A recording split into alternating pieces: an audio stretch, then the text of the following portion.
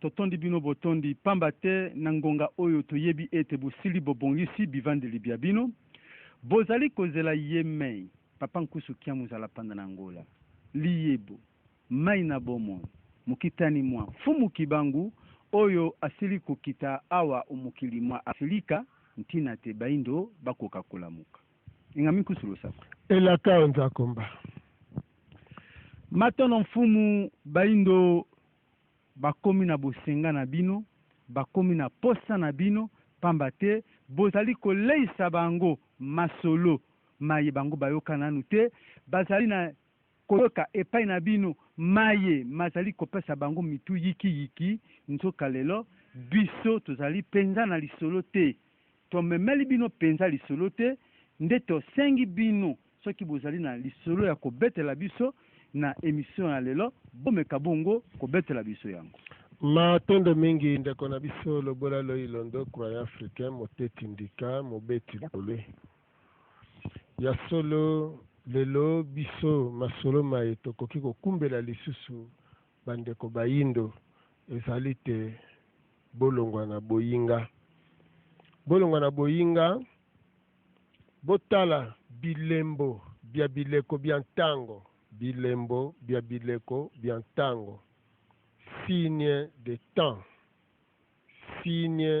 temps oyo eza kosalema na bileko oyo bino bozali lelo toyeli bino sango ya lobiko ya bino bayindo lelo toyeli bino sango oyo ekolongola bino na pasi sango oyo ekolongola bino na maboko ya satana oyo ekolongola bino na maboko ya munguna oyo ekolongola bino na maboko ya baye bazali bongo kokosa bino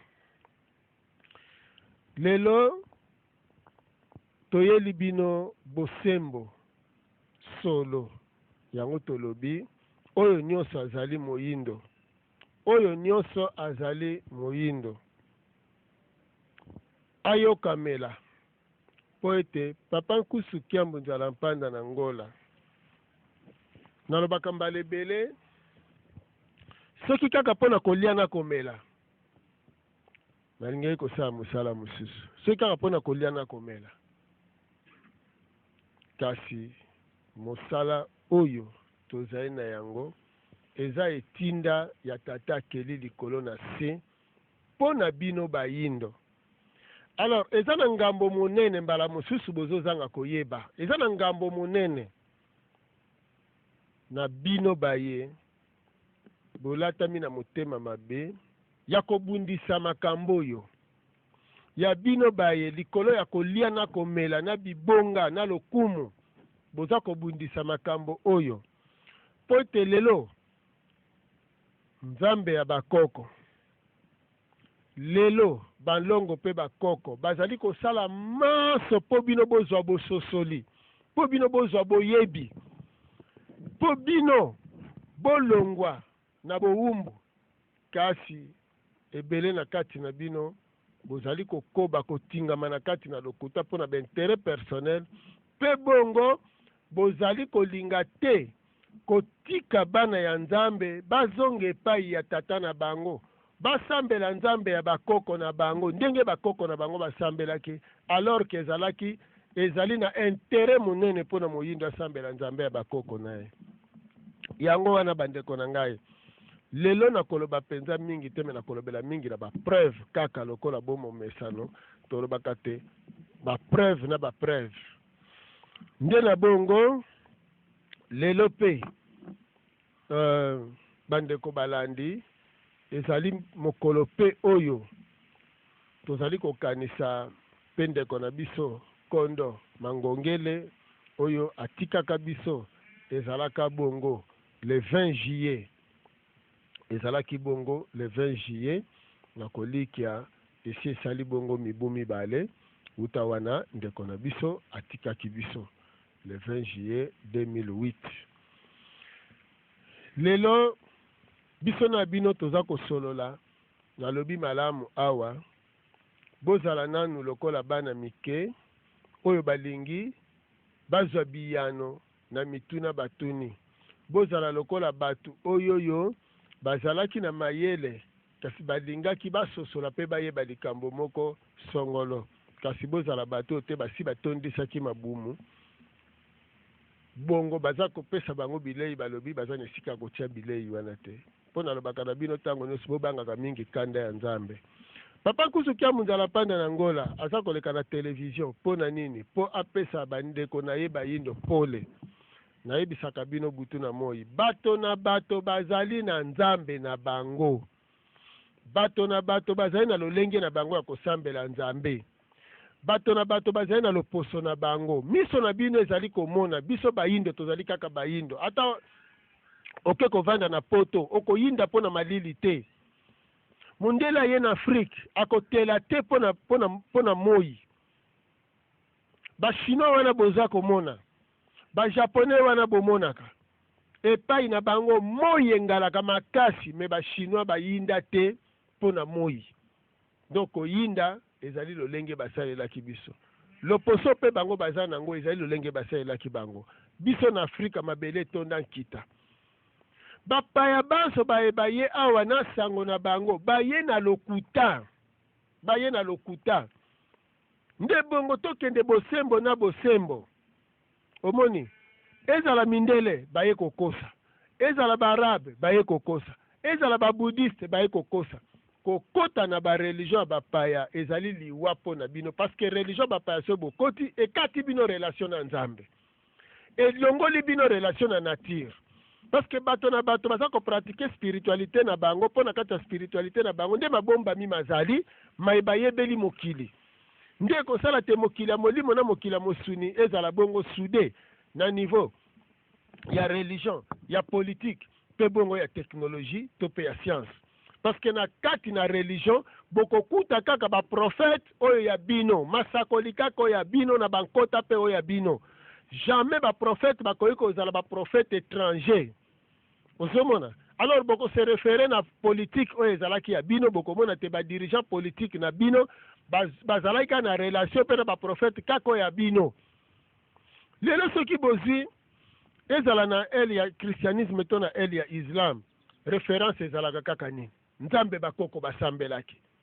Ekoki jamais kozala Nzambe ya présent, Nzambe akozala kaka ya passé. Moïse azongisi bana Israël na Nzambe ya 400 ans, ya 4 siècles avant. Osomona. Alors même Mahomet ayaki kolakisa barabe Nzambe nini? Ayaki kolakisa bango kaka Nzambe ya kala kaka bakoko na bango basambelaki. Jamais ayaki kolakisa bango Nzambe ya sika. Raison pour laquelle bokomona que barabe nalobaka bien, barabe bakoki kokumisa Yahweh te, et mindele bakoki kokumisa ala te. Po bayebi bango moko ke bazali Nzambe moko te, bazali banzambe différent. Ne bateyaka biso mfumu ke Yahweh yende ala wana te wana ba débat bosala na télévision bazali ko persister bongo, surtout ba islamiser. Nalobi bien, nalobaka moyindo musulman zate, moyindo islamisé, mundele moyindo chrétien azate, mundele christianisé. Toza kolimbola oyo bango balobaka wana ezali kaka lokuta oyo barabe pe bayaki kokosela. Parce que barabe lokola tango baye bakuti tozobelela Yahweh, hein? po lero na christianisme si ekoti te siko po bango bakota nde bongo bakosaki ke Yahweh ye wana kaka ala bolobelo eza lokuta ndenge wana mpe mindele bango mpe bakosi ke nzambe ya mpungu ye wana kaka Yahweh te Yahweh aza mosusu mpe nzambe ya bakoko na biso akeseni na Yahweh ozomona alors lelo toza sikoyo na témoignage ya bango mindele nano bobanda sikoyo mindele bango baloba toza na buku oyo tozolimbola buku papa nkusu moto asali yango te ndeko bobendela biso buku wana papa nkusu te moto asali buku oyo omoni eza buku bamindele basali à propos ya islam sikoyo mindele mpe bazoloba boye mpo bazoteya mpe ya bango bana ozomona donc la religion de l'islam à la lumière des événements mondiaux actuels. Potombola mo mukampu memona na kolo na yango parce que ezali na pa vala ndeko benda wana na auteur bango na pe kombo ya auteur wana matondo mingi donc takomi yango eza papa nkusu te voilà mundele ya Amerika kolinga ko zwa yango buku yango na kobanza bokoki ko zwa yango na email na bango ezali info@cmpp.h bon na internet bobeti http://www.cmpp.sh. Voilà, donc c'est dans les éditions La Parole Parlée, hein? Ok. Les grandes éditions de La Parole Parlée, de Bokozwa, Bukwana, Balobi nini kuna mfu. Alors, siko bandeko yo, mindele siko, Balobi nini. Ceux qui appartiennent à la religion islamique, c'est-à-dire plus d'1 milliard de personnes sur la terre, ainsi que le monde entier, a droit à une information correcte et clarifiante. Ok. Bien longtemps avant Mahomet, en Arabie, on croyait à Allah, le dieu de la ligne, qui donnait la fécondité à toute la nature.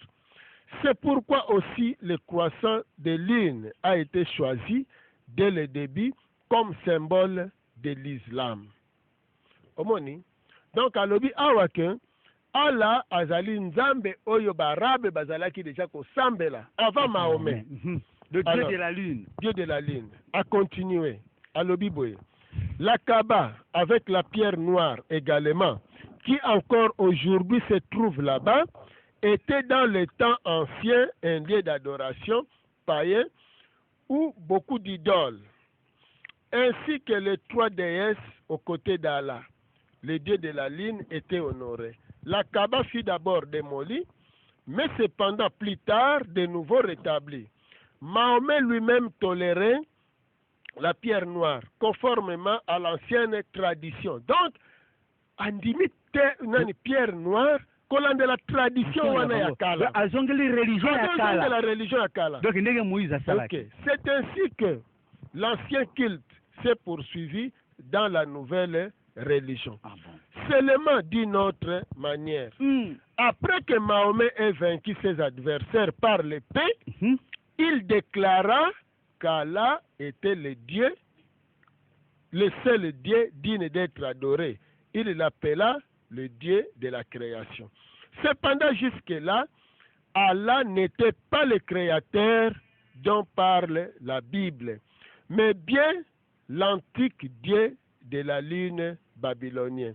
Ah bon? C'est la raison pour laquelle c'est une terrible tromperie lorsque plus d'1 milliard de personnes croient que le Dieu de l'islam, Allah, est le même Dieu que celui honoré par les Juifs et les chrétiens et présenté par la Bible comme le seul Dieu, comme Elohim, Yahweh, comme le seul créateur, sauveur et roi. C'est terrible info. Donc, mundele wana lobi. Donc, mutu nyonso akolobake Allah nde Yahweh akofi.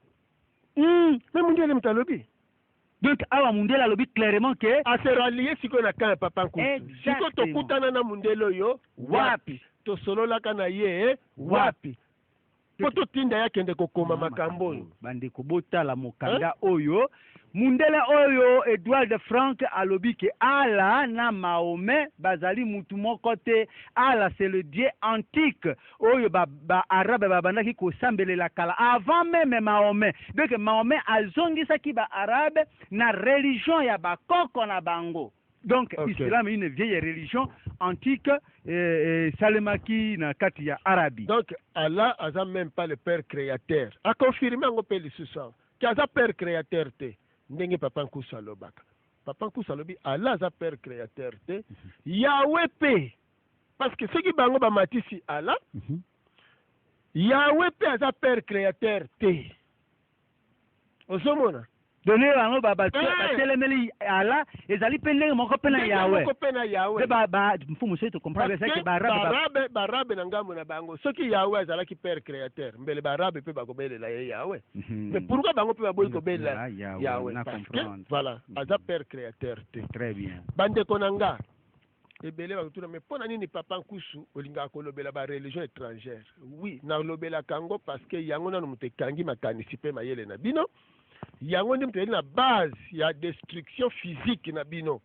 Yango même politique ezo ko s'en sortir tel likolo ya captivité spirituelle. Omoni. Alors na pesi bino élément wana pona na la kisabino. Alors sikoyo botala mindele pekaka. Awa na tangi na buku ya ba mindele. Siko mindele baza ko te pe kune pa na bango. Bango bazolanda signe de temps oyo bino bozolinga kolanda te. Mais mindele bazolanda signe de temps bazotala balobi oui lokola tozomona mokili ezotambola boye lokola tozomona boye c'est que biso mindele tolingi tokoma na boye biso mindele tolingi donc bino kaka bayindo bato bozokola kolamuka te alors lokola na bayike lelo nakoloba pene ebele te lelo ba élément mutekoloba mingi alors ndeko na biso kuna pesa biso élément oyo ba mindele ndenge bango pe bazolobela likambo kaka ya alaza Yahweh te et puis ndenge nini bango bazobanga sikoyo esika bakomi matono ndeko papa Manyangala donc kuna na kati ya régime tiela biso élément wana ezali kolakisa polele to mona pe na miso soki ezali ke ala na Yahweh bazali nzambe moko te. Ont annoncé qu'à cause de la politique des Juifs qui croient en l'encens, qui croient en leur Coran. Mais Allah n'est pas du tout notre Dieu. Regardez le symbole qu'ils emploient. Le croissant de lune sur leur mosquée, sur leur drapeau, à la forme des cornes d'un taureau. Ti nandenge to komi mibali boy. Na sosola te que ala azali Yahweh te, Yahweh azali ala te, ti nandenge bouti kuluba yango mfumu makambo ya kokamu. Matondo mingi pamba te mibeko mya bikela siku mya semono anza oyo eyepo bayindo bazona yango bososoli. Nde eza kotangisa o wana. Nde eza kolakisa réalité oyo wana mokili sengelaki bato banso bayeba po ete peuple na peuple tango kaka bungisi bonzambe na ye esilaka mpo na ye akotaka sikoyo na ignorance. Alors ignorance yango esalaka te bato bandimi kaka bindima-ndima. Siko tango ya lobiko na bango ekoya bakoya mpo basosolisa bango mpo balakisa bango eloko nini basengeli bongo koyeba. Lelo soki papa nkusu aye ezali mpo alakisa bino bandeko na ye maye bozangi koyeba ezali kosala pasi mpe minyoko boyoki mindele balobi ezali problème spirituel. Bango bazobanga bazala envahi na Islam. Mindele siko bazobanga bazala envahi na Islam ezali loi ya nature. Siko loko bango bazobanga bongo ba prévenir déjà bana na bango parce que ça libéra bana bango Allah za Yahweh te. Allah za nzambe ya barabe alobi bien barabe baza na Coran na bango alobi te que ba musulman du monde a précisé bien barabe ce qui veut dire barabe bango wana bango na ngambo na bango biso toza barabe te moni donc Allah za nzambe na biso te. Alors pona biso tosengeli tozala na bososoli tosengeli tozala na mayele pona biso bayindo tosengeli tosala nini moyindo nyonso nesika ozali salela bwanya moyindo nyonso nesika ozali luka bénédiction luka mapamboli ya nzambe parce que nyonso ezosalema na kati na mokili ezosalema na tina mpo bozwa mayele po bozwa bososoli po nzambe aza na posa na bino aza na posa pambola bino liso na posa bobika tala lelo lokola nabaki na koloba mingi penza te lelo kasi baelema nde koloba alors yambo nakota na elema mosusu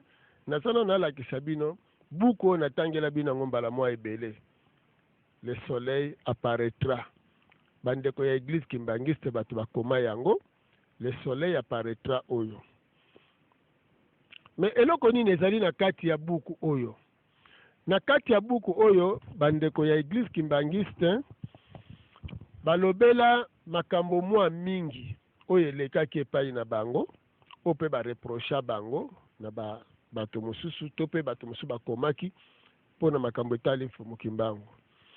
Alors na kati ya buku yango na page 10 pe 11 do na katikati ya buku eza na katikati ya buku bareprendre histoire lisolo moko elekaki na Bruxelles na mariage ya mama Kamampasiko esika kani Curé Jean-Marie Van Eyck azali curé catholique aza koloba na bandeko ya église kimbangiste bayeba pe batransmettre yango na mokili po bino bayindo banso boyeba bandeko église kimbangiste babombi yango balingi kolakisa te nde bongo papa nkusu lokola aza songi ya nzela oyo akolakisa bayindo nzela azwi yango alobi ekozala makambo ya kobomba te parce que bayindo baza na posa babika ebongi bayindo bayeba po ntango soki nzambe akopinir moto na moto akozwa punition selon responsabilité na ye selon ndenge akangelaki motema selon ndenge aboyelaki me ebongi te bainnocent oyo baza baignorant bazwa bapunition mpo na kolongola ignorance wana yango wana papa nkusu soki eye abombaka te makambo soki eye azolakisa bino polele ayaki mpo alakisaka bino nsiku soki botangi yango bososoli yango bakotikala jamais koposa bino lisusu na baloposo mosusu lelo naza koyebisa bino bandeko ngonga esi ekokaki mindele bayebi baza kokweya fin du monde fin ya systeme na bango baza kokweya asie ezomata bino bayindo boza na mbotama boyoka mundele ndenge alobi mundele alobi boye azisi bandeko église kimbangiste nakozwa kaka mwa eteni moko boye Kimbangu était un nom violent. Nous l'avons bien connu puisque nous l'avons suivi depuis 1921 jusqu'à sa mort. Nous avons beaucoup de documents sur lui. Vous savez, il était jeune et beau. Il portait un ruban blanc autour de sa tête. On a des photos de lui. Tant que vous allez le méconnaître, sachez-le que l'Afrique ne s'en sortira pas. Aussi longtemps que bino bayindo bokoyeba mfumu Kimbangu te, Afrique ekoki ko s'en sortir te. Même ndenge bo organiser cinquantenaire sans mfumu Kimbangu. Deli kamba malonge ko kozala te. Esengeli ka mfumu Kimbangu aza na base. Donc tout dirigeant africain, tout régime, tout gouvernement africain, tout africain, si kanyo sazali, poto s'en sortir na misère, poto s'en sortir na ba difficulté, poto s'en sortir na ba koko sonyo stonango, do poto bima na kati nango, esengeli to reconnaître mfumu Kimbangu, to landa matambe na ye, to luka to découvrir nini oyo ayaki na yango. Mundela azali kokoba. Alobi ce n'était pas un homme ordinaire, azalaki mutu lokola bato banso te, atako abalaki abotaki. Kasi azalaki nani mundele loba kaka continue koloba. Omoni Mundela lobi il n'était pas un homme ordinaire. C'était un envoyé divin qui est venu spécialement pour sauver votre race. Mundela lobi un envoyé divin. Un envoyé divin veut dire motinda mi ya Nzambe. Mundela lobi un envoyé de Jésus te. Un envoyé divin motinda mi ya Nzambe oyo ayaki spécialement pour sauver votre race. Alobi bien votre race. Donc le poso na biso. Donc à contredire l'église kimbangiste un fou. Na 1997 tango makambo yo elekaki. Na 1997 pasteur Kodia ya église kimbangiste moto a rapportaki makambo. Na 1997 bino si boyamba Yesu. Mais alobi beaucoup s'en sortir. T'es ce qui veut dire Kimbangote. Le kimbangisme n'est pas une petite religion. Alors, que c'est une petite église. Mais alors, bien religion. Le kimbangisme n'est pas une petite religion. Mais c'est une des grandes religions du monde qui s'inscrit dans les grands courants de pensée. C'est une religion au même titre que l'islam. Ce qui veut dire, bino bayindo bozali pe batu lokola barabe, bino batu bozali pe batu lokola mindele, bino batu bozali pe batu lokola asiatique. Yango alobi ke religion na bino, donc religion kimbangiste, ezali au même titre que l'islam, le judaïsme et le bouddhisme. L'église kimbangiste ou bien la religion? La religion, c'est une religion. Ndeko bendela biso yango. C'est une religion au même titre. Ndeko bo bendela biso kuna. Ah là là là là là là là là.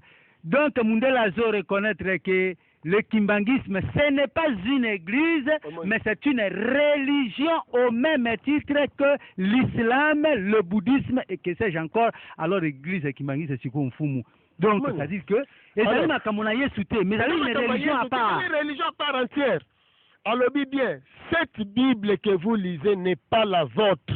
Voilà, kimbangisme, c'est comme un fumu.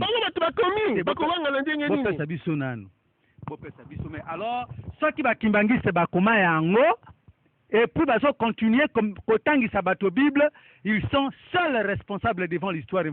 Voilà. Et devant Dieu, devant Dieu et devant les hommes, les noirs. Le soleil apparaîtra beaucoup. Il y a l'église qui mangise makambakoka mwanfumu. En tout cas, isolé que la bisu. Alors, Alobiboy, vous venez nous apprendre le christianisme. Mais c'est nous qui vous l'avons apporté. Nous voulons apprendre le kimbangisme. Ah bon?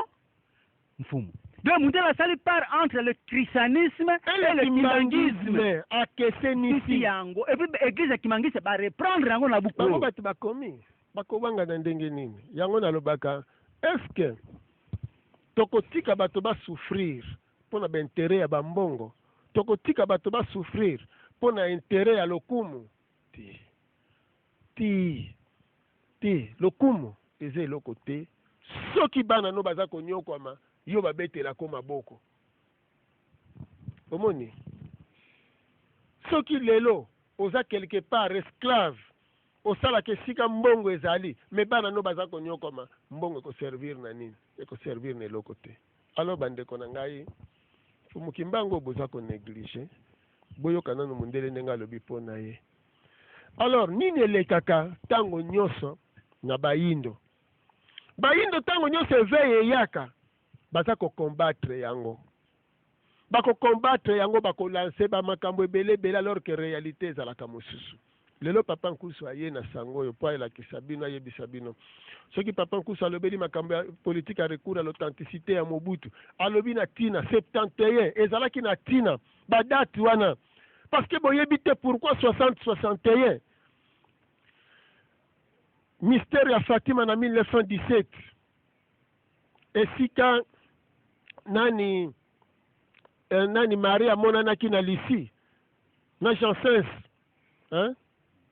V pardon kuna na Fatima na Portugal ayebisi bango makambo ya 60-71 Mobutu atelemi mais bokolo quand même Mobutu nini oyo aloba mais Mobutu tango azoloba se référaki na nini se basaki na nini alukaki apesa valeur lisusu na yo moyino po tala gisement ya mundele ndenge aza koagir ndenge atangiseli bino lelo boyoka preuve makambo papa nkusu azoloba si bateya yango na kati ya mboka ope ebele me bopretaki attention te boyoka Mobutu alobi nini mpo na yango maye oyoyo papa nkusu azoteya lelo bolanda sikoyo ndenge nini Mobutu alobi.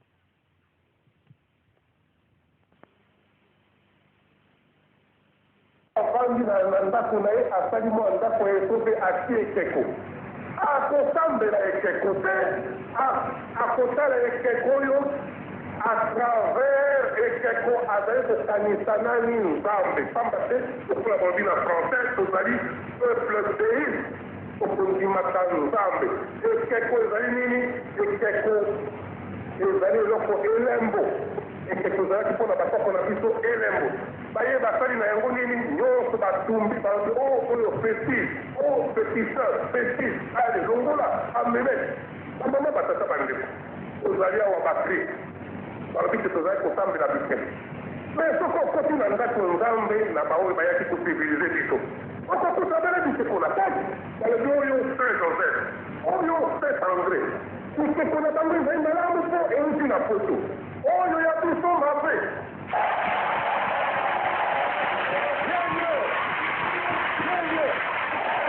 ino na ndako nzambe tokomi bakatholike tondini toke kosambela okokuta kulobele bikeko yango ezali valable mpo euti na poto oyo ya biso ezali malamu mpe pamba mpe ezali banzete ezali nini ezali makambo ya aliénation mentale nzambe azali nzambe oto na moto azali na ndenge na ye ya kosambela nzambe citoyen de citoyen yango boyokaki ngai na se kokanga kotomboka na yango balobi oyo conflit avec l'église conflit avec l'église elle est vraie nani ya kokende kobimisa baconflit avec l'église non ozali peuple libre tokodeside souverainement et sikoyo tomoni na yango clair te soko tomoni clair te c'est notre droit c'est notre devoir de le dire de le proclamer tulo eyi koloba tomoni clair te okoloba obele pelele tala na ino bamama batata bande na 1921 na bazairi oyokaki makambo nini malekaki oyo bandeko babengaka bango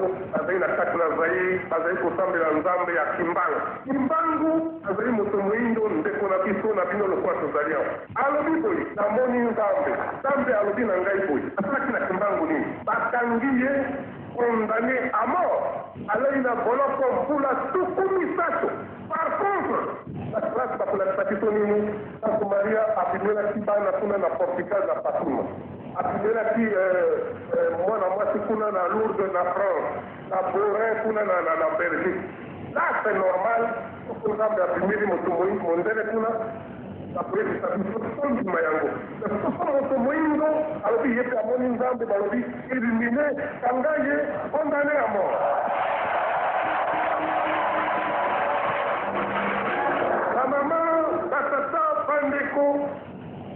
bamama batata bandeko makambo nazali koloba oyo ezali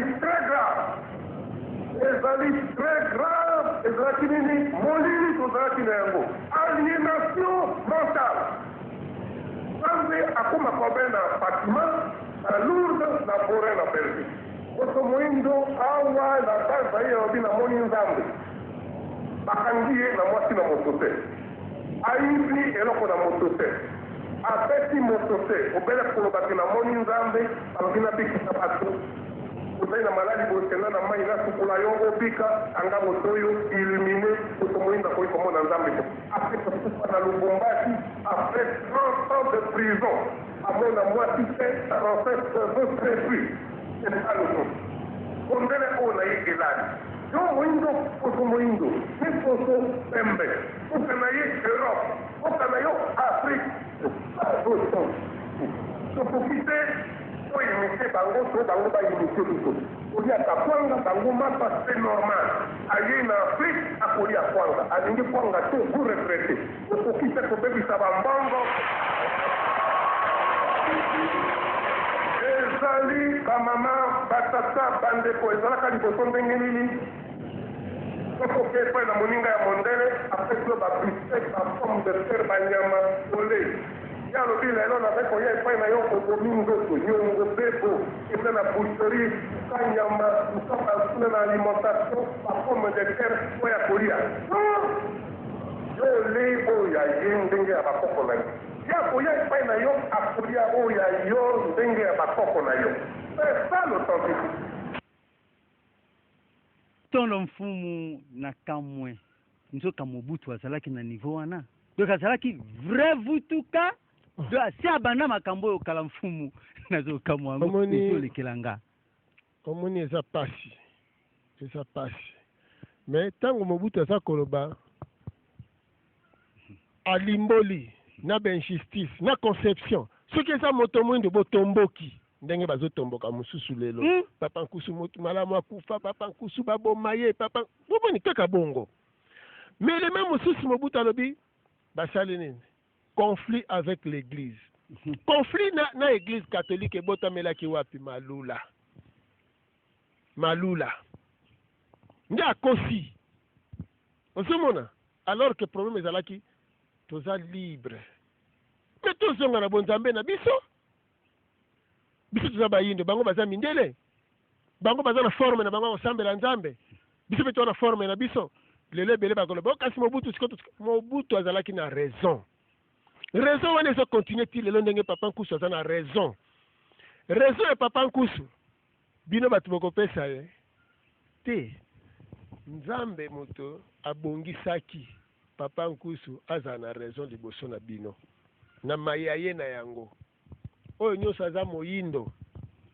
Nayebisaka bino bozoganga nga te mpo nga nakoleka naza mutu na nzoto ya mosuni nakokufa nakufi na nzoto ya mosuni mutu kati bino te do Mobutu azalaki na raison, c'est que azangaki bato parce que c'est comme si na idéologie azangaki collaborateur, azangaki bato bakomprenaki ye. Puis signe de temps, toujours lecture ya signe de temps.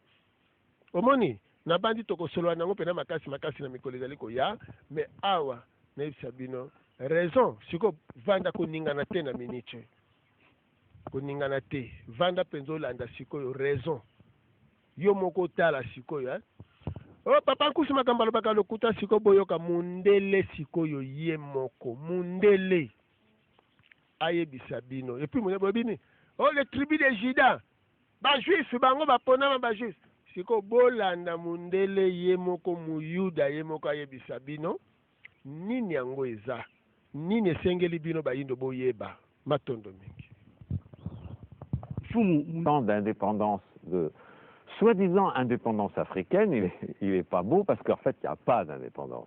Donc tout ça c'est des mensonges, c'est tout sauf la vérité. Il n'y a pas eu vraiment d'indépendance. Il y a eu un simulacre d'indépendance, mais une véritable indépendance, c'est revenir à ce qui existait avant le colonialisme. Qu'est-ce qui existait avant le colonialisme?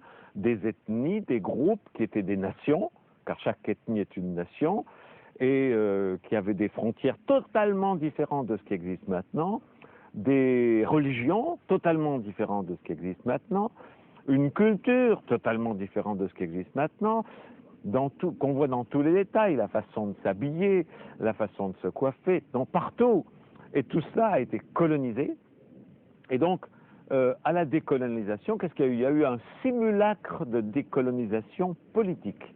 Ça veut dire que les frontières qui ont été décidées par des gens qui n'avaient jamais mis les pieds en Afrique, quelque part en Europe, qui se sont partagés comme ça, comme on partage un gâteau, ils se sont partagés l'Afrique, Kama, en disant, vous les Anglais, vous aurez ça, nous les Français, on va voir ça. Ils ne sont jamais allés voir sur place, et ça donne des divisions épouvantables qui créent des guerres, parce que certains pays voient une ethnie au grand pouvoir faussement démocratique qui a été mis en place par les Européens, et d'autres ethnies, comme les Hutus et les Tutsis, qui se trouvent dominés, qui se trouvent maltraités par les autres, qui sont mis au pouvoir par les Européens, et donc des génocides et des conflits terribles qui n'en finiront pas. La seule solution, c'est le retour aux frontières précoloniales, aux traditions précoloniales, aux religions précoloniales, à tout ce qui était avant. Également dans la façon de s'habiller. Quand je vois des ministres et des présidents africains et de Kama habillés avec le costume cravate décolonisateur, mais alors leurs ancêtres doivent s'arracher le peu de cheveux qui leur reste et se sentir trahis. Quand je vois ces ministres-là qui sont habillés en costume cravate, il faut qu'ils reviennent à la tenue traditionnelle africaine. Pourquoi copier le colonisateur qui est venu d'une façon sanguinaire piller l'Afrique, prendre les ressources, esclavagiser les gens? Et voilà que les ministres et les présidents africains, qui sont censés avoir mis la différence, s'habillent comme les Européens. Ça, c'est une trahison. Déjà, c'est des traîtres à l'Afrique, parce qu'ils copient les Européens. Il y a quelques leaders africains qui ont le courage de s'habiller d'une façon africaine. Et tous les autres sont des traîtres à leur culture. C'est absolument inadmissible. Lorsque on pourrait dire, avoir la fausse excuse, que de dire c'est pour plaire aux visiteurs étrangers, on s'habille quoi? Alors, Moi, j'ai jamais vu le président français ou le président ou le premier ministre anglais, quand des chefs d'État africains viennent, s'habiller en africain pour faire plaisir à leurs visiteurs. Donc c'est 2 poids et 2 mesures. Mais la base de tout ça, c'est, je crois, le plus bel exemple, c'est Mao Tse-tung. La Chine était également colonisée, comme l'Inde, comme toute la planète colonisée par cette minorité minuscule européenne, qui par la force, par la violence, par le sang, a colonisé toute la planète. Amérique du Nord, Amérique du Sud, Afrique, Inde, Moyen-Orient, tout ça c'était des colonies. C'était les empires, l'empire britannique, l'empire français.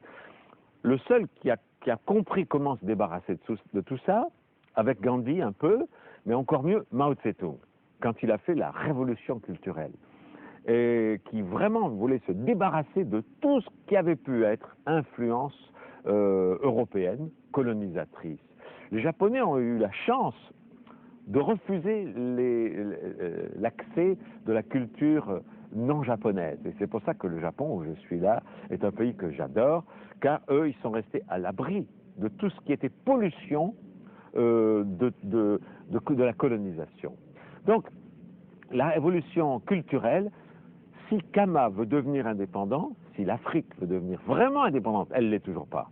Elle n'est toujours pas parce que les ressources sont pillées par les grands conglomérats économiques européens et américains. Elle n'est toujours pas parce que les systèmes politiques qui ont été mis en place au moment de l'indépendance, qu'est-ce qui s'est passé? Les colons, ils ont mis en place des pouvoirs, ils ont tracé des frontières, et puis, à leur départ, ils ont mis en place des gens, soi-disant élus démocratiquement, qui maintenaient les mêmes frontières, les mêmes valeurs, les mêmes... Ce n'est pas de la décolonisation. Et sur le plan religieux, il faut que les Africains comprennent que leurs ancêtres qui ont été colonisés, qui ont été torturés, qui ont été massacrés pour les forcer à accepter la colonisation, ont également été torturés, massacrés et maltraités pour changer de religion. Les conversions au christianisme ont été faites par la force et par la violence. Alors, imaginez, et les ancêtres que vous avez, peuple africain, sont toujours vivants sur la planète des Elohim. Et ils vous regardent, et ils voient leurs descendants, vous, s'habiller comme leurs tortureurs. Ils voient leurs descendants aller dans les églises qui ont été mises en place par leurs tortureurs. Ils sont désespérés. Si vous voulez retrouver la vérité qui est le culte de vos ancêtres, débaptisez-vous, apostasiez de la religion des colonisateurs, jetez les vêtements des colonisateurs, retrouvez les vêtements africains, retrouvez la culture africaine, retrouvez les religions d'avant la colonisation. Alors là, vos ancêtres vont vous regarder en étant fiers et en disant, tiens, finalement, nos descendants sont finalement indépendants. Pour l'instant, vous ne l'êtes pas. C'est des blagues. On vous fait croire à l'indépendance. Il y a un drapeau, il y a des... C'est des pantins, mais qui sont aux ordres des pouvoirs internationaux. Et vous le savez, en prenant un maximum d'argent qu'ils mettent sur des comptes en Suisse, et en même temps, l'Afrique meurt de faim un peu partout. Un petit exemple, la cathédrale, la basilique de Yamoussoukro, si je me rappelle bien du nom, c'est aberrant. Il y a une Américaine qui vient de lancer une opération, c'est il y a plus de 30 ans, en disant, le Vatican, s'il est tellement concerné par les pauvres et par la faim en Afrique et ailleurs, et qui vendent le Vatican, et avec cet argent, il peut donner à manger à tout le monde. Parce que la religion chrétienne dont on vous vante les mérites et avec laquelle on vous a colonisé, a toujours dit la pauvreté c'est beau, n'avoir rien c'est beau. Ok, faites-le vous-même. Que le pape vende tout le Vatican, c'est une ville. Et avec l'argent, il y a de quoi nourrir tous les Africains pendant plus d'un siècle. Non, ils restent dans le luxe, mais dans les églises africaines, on continue de prêcher la pauvreté, l'humilité. Et c'est des blagues, c'est la suite de la colonisation. Alors si la colonisation politique a été faite à 1%, c'est-à-dire vraiment un simulacre, si la colonisation spirituelle, elle n'a jamais été faite. La décolonisation spirituelle n'a jamais été faite. Vous continuez de singer les Européens en vous appuyant comme eux et en reniant vos valeurs et vos traditions. Vous continuez surtout, une décolonisation religieuse s'impose. Apostasiez, débaptisez-vous, envoyez massivement des lettres aux églises en disant je renie le baptême, je retourne à la religion de mes ancêtres pour qu'ils soient fiers de moi. Voilà. Alors la décolonisation de l'Afrique, c'est 50 ans de perdu, mais il n'est pas trop tard pour commencer. Il n'est pas trop tard pour commencer. Et les meilleurs alliés, j'ai un projet, moi, je trouve que le projet, il est en train de se mettre en place. Des États-Unis d'Afrique, des Royaumes unis d'Afrique, car il faut revenir aux groupes ethniques, aux nations ethniques originelles, qui se fédèrent dans une Europe unie, comme les Européens le font, dans une Europe unie, dans une Afrique unie, un Kama uni, les Royaumes unis de Kama. Et tous les pantins mis en place par l'Europe sous forme de grands États avec des présidents et des ministres, disparaissent pour laisser place aux royaumes originels, avec des rois, des ministres qui prenaient soin de leur peuple, de leur groupe ethnique, tous ces gens-là fédérés dans... des annonces. Tondo makambo ya kokamwa mfumu elekeli ngai, en tout cas elekeli ngate, elekeli bino, elekeli mokili mobimba.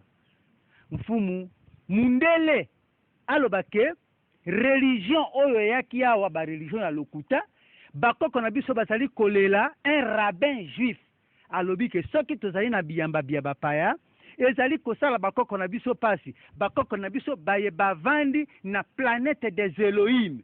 Donc tout abandonné ba religion du colonisateur mfumu kasi ba Kristo balobi ke mundele oyo ya juif nde le peuple élu, mais oyo auti koloba wana un rabbin juif mfumu ezolekelanga elekeli ngai.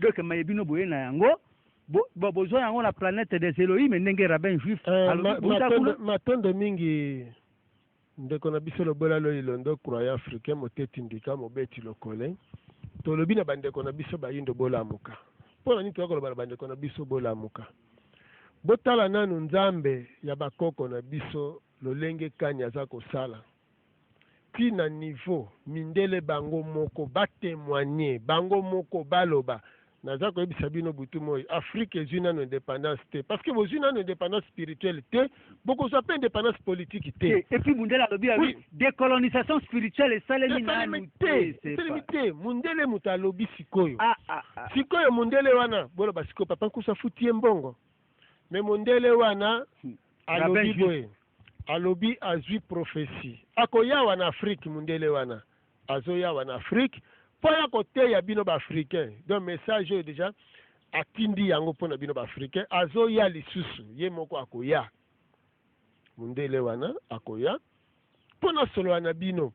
Alors lelo naza koloba na bino bandeko na ngai bayindo bolingi vraiment nzambe asalela bino mpenza lisusu nini ebongi ozala pauvre libre ke ozala riche esclave. Lelo awa bazo boma nzoto na losambo me kuna bazo boma nzoto na mosala pona nini te bayindo bozonga na boyindo na bino yoka mundele ndenge azoloba sikoyo toloba papa nkusu alobi mundele ya confirme babuku eye confirme ozo continue kaka na tembe na yo ne siko ozali keba pamba te kanda ya nzambe oyebi mokoleko ya ti ba Elohim wana oka ba isi bino ke bakoko na bino baza na monde des Elohim kuna na niveau likolo oka mundele wana lobeli bino balobi baza kosilika tango bino bolakisaka identité ya kimundele na bisika nyonso bozali bolinka koloba français bolinka koloba anglais bolinka koloba allemand bolinka kolata lokwa mindele bolinka kaka kolakisa identité kimundele bolingi place bakoko na bino baza kosilika mais bapesi bino temps yango batindi message bapesi bino tango bo raisonner bo se ressaisir bozonga na bonzambe ya bakoko naza koyebisa bino eza lokola maseki kasi bokanisa na babuku na badocumentaire ezoya kaka pamba ezoya na tina yango wana bandeko na ngai na bisika bozwami nalobaki lelo nakoloba mingi te baelema ezolobela bino place ovandi kanisa ntango nalobaka kota na chambre senga na tata ke likolo na se alakisa yo sikoyo nzambe amoni te na lobi na monoko papa nkusu bazo comprendre kaka te tika na nous siko mundele siko ya lobi siko bozo zani chino so ya koloba susu hein bozo siko chino no ya koloba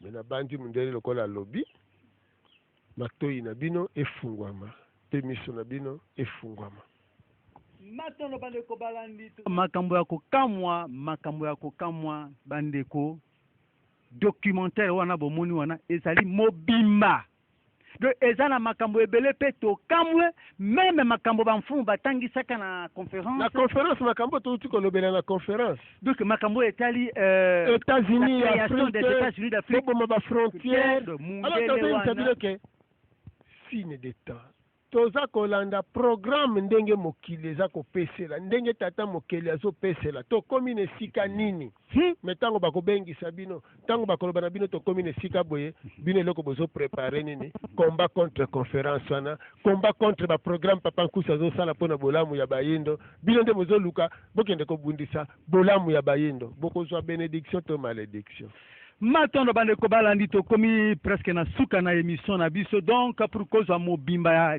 documentaire wana okoleka na avenue du croisement ya avenue Shabana Dibaya esika kani édition Zimbasi ezwami édition oyo ekoteka ba document ba livre pe mayematali la religion africaine ya papa nkusu kia muzala pana na Angola mfumu pe a rappela kibino etelelo tozali ko kanisa lisusu bozongi na mokili ya molimo ya ndeko na biso mangongele o ye atika kibiso na tozo kanisa tika kibiso le 20 juillet ngeta le 20 juillet 2008 kuna na mboka badara esika azalaki kovanda atika kibiso na mosuni kasi na molimo azongaki epai ya tata matondo mingi vraiment tosepeli mingi na bino mfumu ndenge penza borete na date wana ndenge nini bozalaka vraiment kokanisa bayeba bino ezali vraiment esengo mpona biso kasi bandeko balandise sans commentaire. C'est sans commentaire mundele buti kolanda wana un rabbin juif alobi ke mutu mwindo pour que azonga na bomoto na ye esengeli amiyeba a abandonné toutes les religions étrangères ce qui a solo que bobola ezali eloko ya mabe euta na Satan papa ateka Rome une grande cité alobi boye soki bobola eza eloko ya malamu euta na Nzambe soki Nzambe mutalingelaki bato bazala babola ndenge bango bazoteya Afrique ke Afrique ezala pauvre alors papa atekisa cité du Vatican azonga pauvre ezonga pauvre parce que mbongo wana ekoki kolesa Afrique boyoka bien ekoki kolesa Afrique un siècle mama na c'est dit jamais 100 ans alors awa na document oyo yaona bana bandeko église kimbangiste baza na problème munene vis-à-vis ya bomengo ya bayindo tokomi na suka émission mfumu moya topesa bino lisusu minute ezali te bo conclure kaka émission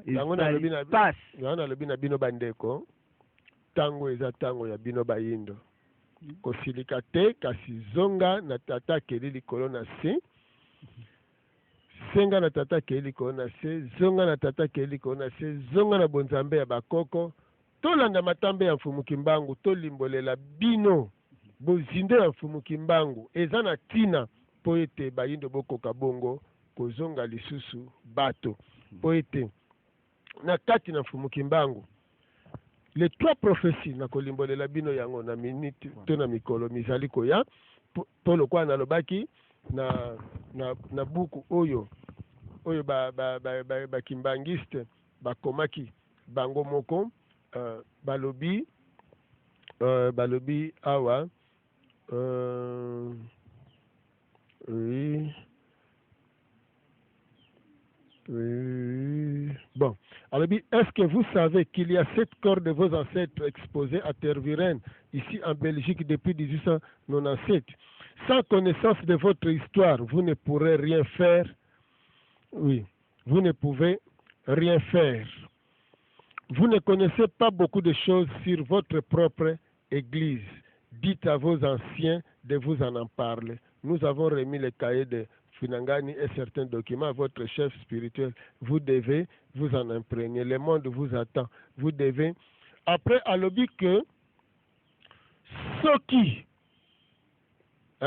vos cinq dédommagements, est-ce que vous savez que les jours où vous allez vous organiser, demandez réparation et dédommagement à la Belgique pour les services endurés par vos ancêtres, la Belgique va débloquer beaucoup d'argent et avec cette somme, vous pourrez bâtir tous les Bas-Congo. Mbongo kako Belgique akoki kopesa. Beaucoup bâtir tous les Bas-Congo. Tous les Bas-Congo. Wana netongeli ya mundele. Bas-Congo kakate. Afrique mobimba. Congo mobimba. Donc avec l'argent oyo mundele à Salabiso Mabe, on peut reconstruire Afrique, peuple africain à vivre kaka na mbongo wana ndenge nani prophète Raël, Raël alobi 100 ans, alors ceux qui 100 ans ya mbongo kaka ya Vatican, alors Europe mobimba. Milan. Matono mingi bande koto komi na suka ya émission na biso, vraiment na suka na émission na biso, oyo azana besoin ayoka juif, kasi boloba ka keba juif ende le peuple est élu. Siko soko yo ki histoire na yete, soko yo ki nenga zolo bela bonzambe te. Donc totalement na papa nkusu. Document yaka ko uzwa yango na édition Zimbas croisement Shabadibaya ozwa mobimba oyoka emoneli ya soi-disant peuple élu de Dieu selon Bino, ndenga sali kosa la lecture ya bonzambe pe lobi kwa baindo. Peuple élu, ye moko mutaiko yebisa. Kasi ye moko peuple élu. Ye moko peuple élu aye ko yebisa chiko ke. Bino bosonga na oya bino. Mfumo bosu ki émission biso to. Matondo mingi moto na motazala ko tenga na solo kana mondele moko ayebisa kanga pe boye bino bayindo po bonga zonga na boko. Siko ye pena to ye to leki sie na télévision po bino banso boko ko yoka. Bo mi yokela. Et ça là qui passe ko silikate.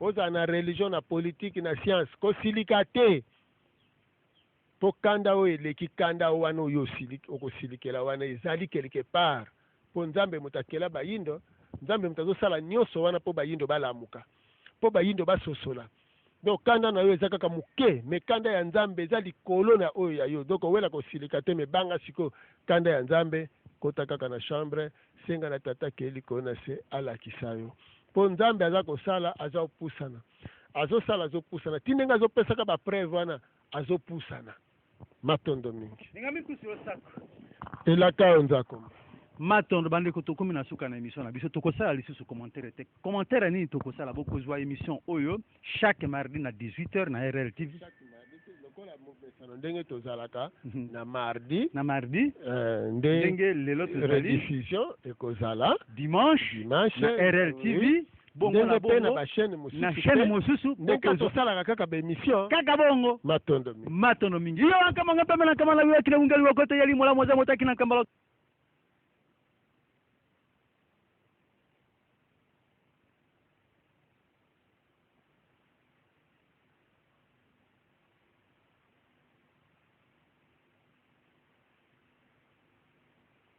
Kabila Shaka Zulu Sankara wankana kamfumu kibangu wankana kankusikia mtalapana na ngola hiyo goma ina bomo songi ya ngela kuka la popo bangi kobota la mutu oyo akopera kana mindele pour que ba vérité ebima akomi ko coopérer na ba juif ba rabbin juif pour que bate ya bino tope makambo ete komi na chana na yango matondo boti kala malamu boboto mboka bino matondo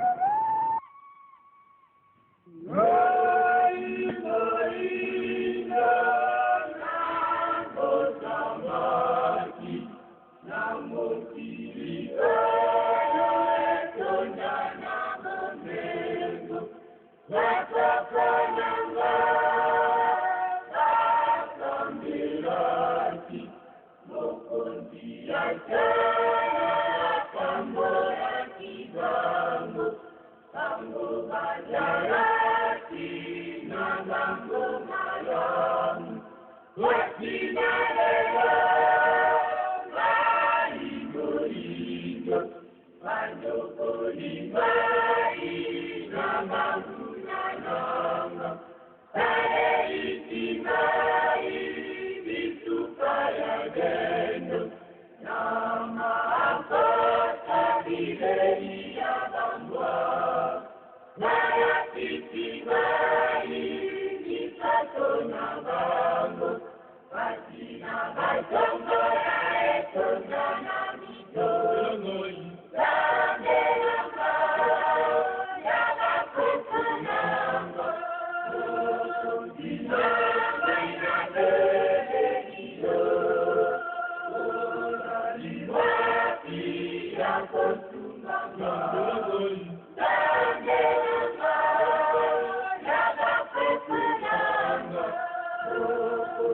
Moïse